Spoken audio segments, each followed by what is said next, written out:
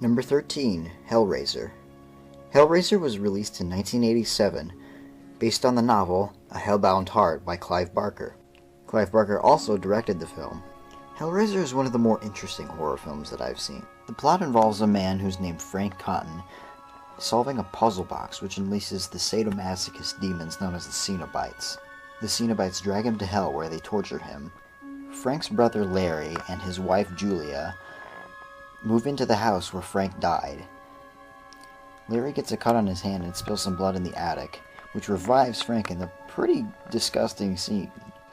And so his wife decides to bring men back to Frank so he can kill them and retrieve their, life essence to revive himself fully again. Throughout this time, he's being pursued by the Cenobites as they attempt to drag him back to hell.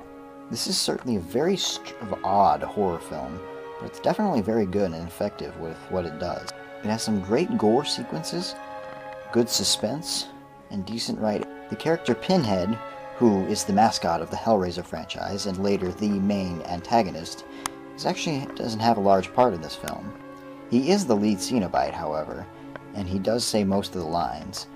Doug Bradley does a very good job at portraying this character, although Pinhead is not actually referred to as Pinhead in this movie. Rather, in the script, he was just known as the lead Cenobite, and I believe in the book, he was known as Priest.